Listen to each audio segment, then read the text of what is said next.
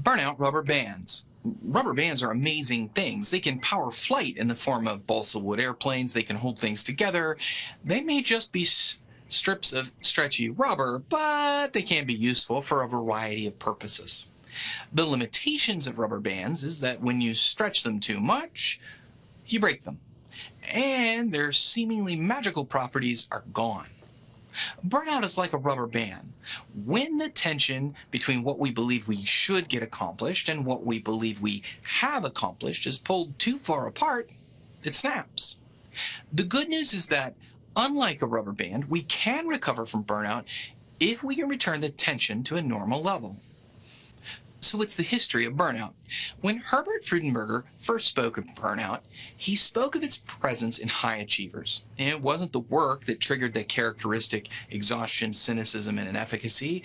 It was something that the patients cared about, which was often, but not always, work. The people that Freudenberger spoke about could be explained as having high expectations.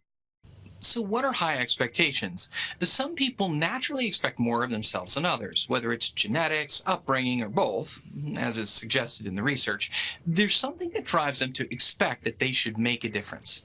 Sometimes the difference shows up as being president of the United States. Sometimes it's earning an impressive salary. Sometimes it's changing the world through a cause. However, expectations didn't always used to be so high. My grandfather's gas station. My grandfather worked for and eventually owned a gas station in a small town of 9,000 people. He was well respected as a member of the church and as a community leader. He enjoyed fishing and hunting. He was a solid provider for his family and his children. An important part of this is that this is all he ever expected to be.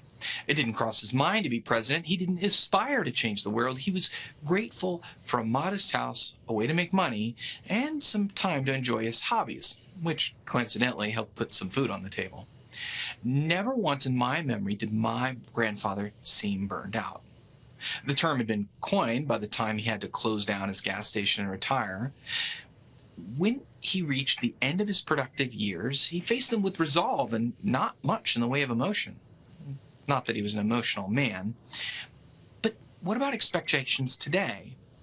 Looking back on grandfather's gas station, I began to realize that the thing that helped him avoid burnout is that his goals were modest.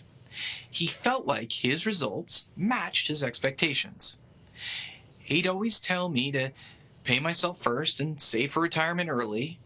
By the standards of his generation, he was well off, but not as rich as his farm-owning friends. Today, people owning a gas station might look to expand. Perhaps they want to franchise or revolutionize the way that gas is sold. We've trained society that just okay isn't okay. We've trained people that they're unique and special and different, and we expect great things from them. If these are your expectations, you're bound to be disappointed. See, that's the tension. The desire to strive to make things better is a noble cause. The desire to do great things is powerful in the way that it can move people and society forward.